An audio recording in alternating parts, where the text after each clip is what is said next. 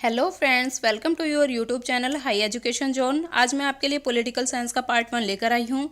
And friends, इस video में and इससे नेक्स्ट जो भी वीडियो अपलोड की जाएगी उससे बाहर एग्जाम में आपको एक भी प्रश्न देखने को नहीं मिलेगा, चाहे फिर वो एचएसएससी गवर्नमेंट हो या सेंटर गवर्नमेंट। सो फ्रेंड्स, हर वीडियो को लास्ट तक जरूर देखें। एंड क्वेश्चन से रिलेटेड आपको कोई भी डाउट है तो आप हमें कमेंट करें, उसके आंसर्स आपको नेक्स्ट वीडियो में दिए जाएंगे। So let's start friends.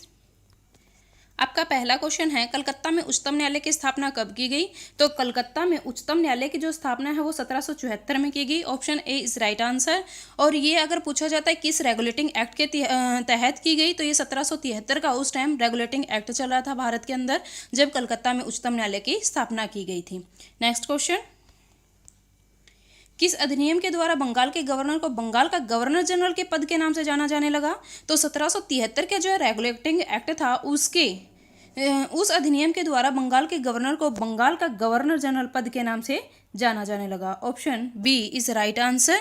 और जो हमारे पहले गवर्नर बने थे वो थे Lord Warren Hastings. Next question, British सरकार द्वारा पारित अमेंडिंग एक्ट ऑफ 1781 को अन्य किस नाम से जाना जाता है? तो ब्रिटिश सरकार द्वारा पारित अमेंडिंग एक्ट ऑफ 1781 को बंदोबस्त कानून के नाम से जाना जाता है। अब ये बंदोबस्त कानून क्या होता है?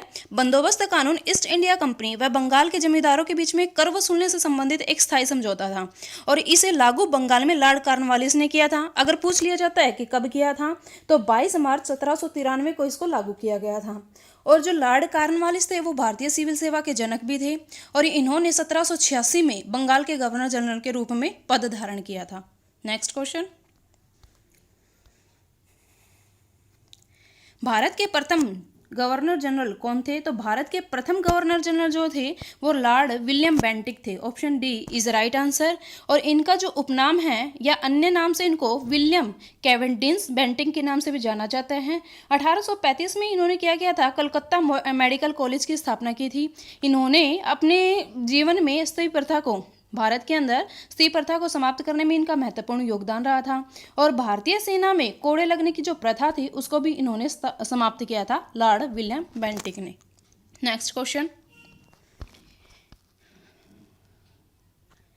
किस अधिनियम के तहत भारत का शासन सीधे महारानी विक्टोरिया के अधीन चला गया था? तो महारानी विक्टोरिया के अधीन चला गया था भारत का शासन, वो अधिनियम था 1858 का भारत सरकार अधिनियम। अब यहाँ पे क्या हुआ था? इस महत्वपूर्ण कानून का निर्माण कब हुआ था? 1857 के विद्रोह के बाद, जिससे भारत का प्रथम स्वतंत्रता संग्राम या फिर सिपाही विद्रोह के नाम से भी जाना जाता है। इस विद्रोह से ब्रिटिश सरकार के हाथों से सत्ता छुटती सी दिखाई दे रही थी, जिसके कारण जब सत्ता हाथ से छूट ना जाए इसलिए जो महारानी विक्टोरिया थी उन्होंने क्या किया था कि जो भारत में लीडर्स आए थे ब्रिटिश के, उन्होंने उनसे सत्ता छीन के सीधे सब कुछ अपने अधीन कर लिया था। नेक्स्ट क्वेश्चन, भारत के प्रथम वायसराय कौन थे? तो भारत के जो प्रथम वायसराय थे वो थे Lord Canning. Option B is right answer. Option B is right answer. 26 जुलाई 1856 को कैनिंग ने, जो लॉर्ड कैनिंग थे, उन्होंने अनुच्छेद 15 के द्वारा विधवा पुनर्विवाह को लागू किया था। तो इन्होंने ये अपने जीवन काल में बहुत अच्छा कार्य किया था और इन्होंने मुंबई, मद्रास और विश्वविद्यालय की स्थापना भी करवाई थी 1857 में। और लॉर्ड कैनिंग के शासनकाल में ही फूट डालो राज करो की नीति को अपनाया गया था, जिसके तहत अलीगढ़ आंदोलन हुआ था जो आगे चलकर भारत विभाजन का कारण बना था। नेक्स्ट क्वेश्चन, सिविल सेवकों की भर्ती के लिए केंद्रीय लोक सेवा आयोग का गठन कब किया गया था? तो जो लोक सेवा आयोग का गठन किया गया था ये किया गया था 1926 में। Option C is right answer. और उस समय भारत में भारत शासन अधिनियम 1919 चल रहा था। नेक्स्ट क्वेश्चन, भारतीय रिजर्व बैंक की स्थापना कब की गई थी? तो भारतीय रिजर्व बैंक की जो स्थापना है वो 1 अप्रैल 1935 को की गई थी। Option A is right answer. और उस समय भारत शासन अधिनियम 1935 ही चल रहा था। नेक्स्ट क्वेश्चन, किसके द्वारा यह घोषणा की गई कि भारत में ब्रिटिश शासन समाप्त कर दिया जाएगा? तो भारत में ब्रिटिश शासन समाप्त कर दिया जाएगा, यह घोषणा जो है वो की थी क्लीमेंट एटली ने। Clement Attlee. Option D is right answer. और ये जो इन्होंने घोषणा की थी वो ये जो घोषणा की थी ये इन्होंने की थी 20 फरवरी 1947 को, और इसे समाप्त भी इन्होंने कर दिया था 30 जून 1947 को। नेक्स्ट क्वेश्चन, भारत में संविधान सभा के गठन का विचार सबसे पहले किसके मन में आया या किसने रखा? कुछ भी हो सकता है। तो भारत में संविधान सभा के गठन का विचार जो है सबसे पहले किसने रखा पूछा गया है, तो ये सबसे पहले जो रखा था वो एम.एन. राय ने रखा था। Option D is right answer. और इनका जो उपनाम है या मूल नाम है, इनको नरेंद्र नाथ भट्टाचार्य के नाम से भी जाना जाता है। ठीक है, और एम.एन. राय का जो फुल नेम है वो मानवेंद्र नाथ राय है। नेक्स्ट क्वेश्चन, संविधान को बनाने में कुल कितना समय लगा? तो संविधान को बनाने में पूरा 2 साल 11 महीने 18 दिन का समय लगा था। Option C is right answer. और उस समय 60 देशों के संविधान का अवलोकन किया गया था और इसके प्रारूप पर 114 दिनों तक विचार भी किया गया था। नेक्स्ट क्वेश्चन, भारत के संविधान ने राष्ट्रीय ध्वज को कब अपनाया था? अब राष्ट्रीय ध्वज को अपनाया गया था तो वो राष्ट्रीय ध्वज को स्वतंत्रता दिवस से पहले अपनाया गया था, और स्वतंत्रता दिवस से पहले यानी कि 22 जुलाई 1947 को। 22 जुलाई 1947। Option B is right answer. Sorry friends, यहाँ पे 2 की जगह 4 कर लेना। नेक्स्ट क्वेश्चन, संविधान सभा की पहली बैठक कब हुई थी? तो संविधान सभा की जो पहली बैठक है वो हुई थी 9 दिसंबर 1946 को। Option B is right answer. और उस समय क्या हुआ था, जब 9 दिसंबर 1946 को संविधान सभा की पहली बैठक हुई, उसमें मुस्लिम लीग के सदस्यों ने इसका बहिष्कार कर दिया था और अलग पाकिस्तान की मांग की थी। इसलिए इस बैठक में केवल 211 लोगों ने हिस्सा लिया था। और जो इसकी अंतिम अगर बैठक पूछ ली जाती है संविधान सभा की, तो अंतिम बैठक जो थी वो 24 जनवरी 1950 को हुई थी। नेक्स्ट क्वेश्चन, भारत के संविधान में अस्थायी अध्यक्ष किसे चुना गया? तो भारत के संविधान में अस्थायी अध्यक्ष जो है वो डॉक्टर सच्चिदानंद सिन्हा को चुना गया था। और ये इसलिए चुना गया था क्योंकि ये पूरी संविधान सभा में सबसे वरिष्ठ नागरिक थे। Next question,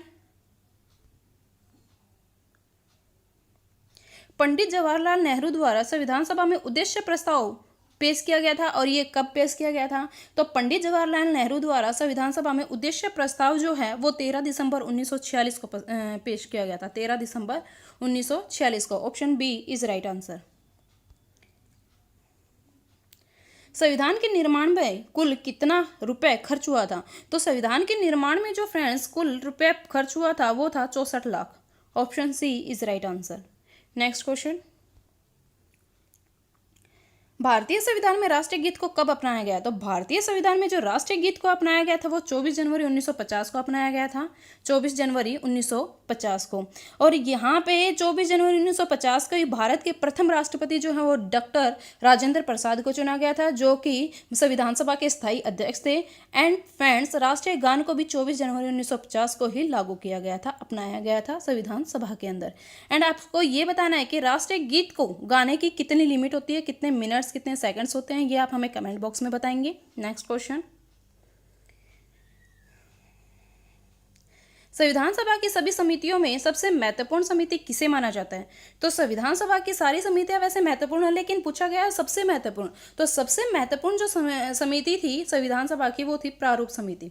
option A is right answer. और ये जो प्रारूप समिति है इसका गठन जो है वो 29 अगस्त 1947 को गया था।